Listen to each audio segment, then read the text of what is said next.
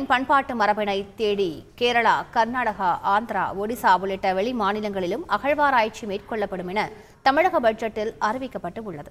இதுகுறித்து விரிவாக அலசுகிறது இந்த செய்தி தொகுப்பு.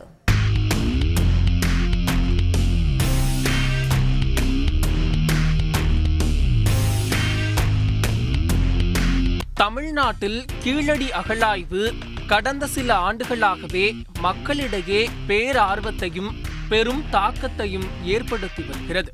தமிழகத்தின் 50க்கும் மேற்பட்ட இடங்களில் மாநில தொல்லியல் துறை ஆய்வுகளை மேற்கொண்டிருந்தாலும் கீழடி பெற்ற முக்கியத்துவத்தை வேறெந்த அகழாய்வும் பெற்றதில்லை.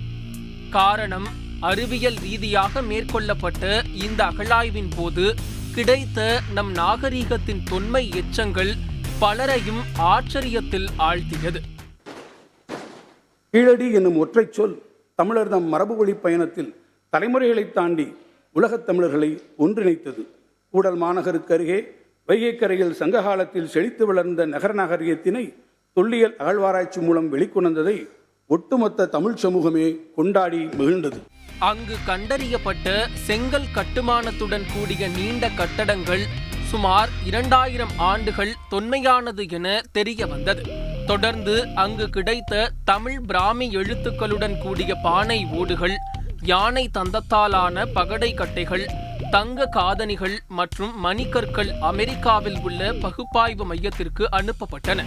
அதில் தமிழ் பிராமி எழுத்து பொறித்த பானை ஓடுகள் கிமு 580ஆம் ஆண்டை சேர்ந்தவை என கண்டறியப்பட்டுள்ளது.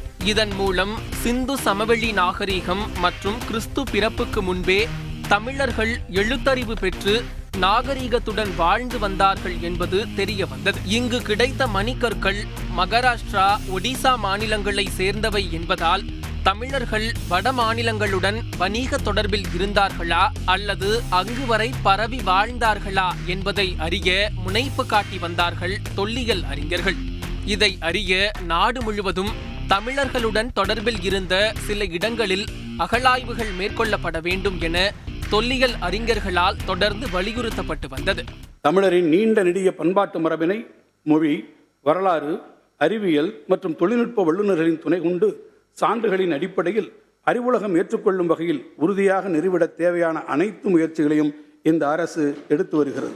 தொல்லியல் அறிஞர்களின் இந்த கோரிக்கையை ஏற்ற தமிழக அரசு விருதுநகர் மாவட்டம் வெம்பக்கோட்டை, திருவண்ணாமலை மாவட்டம் கீழ்நமண்டி, தென்காசி மாவட்டம் திருமலாபுரம் உட்பட தமிழகத்தின் 8 இடங்களில் புதிதாக தொல்லியல் அகழாய்வுகளை மேற்கொள்ள உத்தரவிட்டுள்ளது.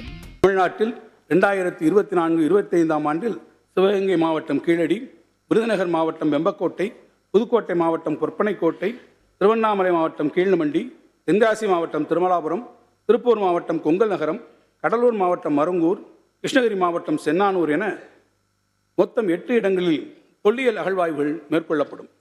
அது மட்டுமின்றி பண்டைய தமிழ் சமுதாயத்தின் கால சுவடுகளை தேடி கேரளாவில் உள்ள முசிறிப்பட்டினம், ஆந்திராவில் உள்ள வெங்கி, கர்நாடகாவில் உள்ள மஸ்கி, ஒடிசா மாநிலத்தில் உள்ள பாலூர் ஆகிய தொல்லியல் சிறப்புமிக்க இடங்களிலும் இந்த ஆண்டு அகழாய்வு மேற்கொள்ளப்படும் என தமிழக பட்ஜெட்டில் அறிவிக்கப்பட்டிருந்தது.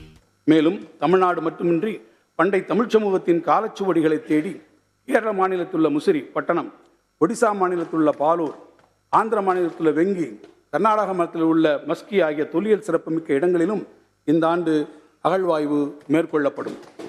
இதற்காக தொல்லியல் துறைக்கு 5 கோடி ரூபாய் நிதி ஒதுக்கப்படும் என நிதியமைச்சர் தங்கம் தென்னரசு அறிவித்து உள்ளது தொல்லியல் அறிஞர்களிடையே உற்சாகத்தை ஏற்படுத்தியுள்ளது.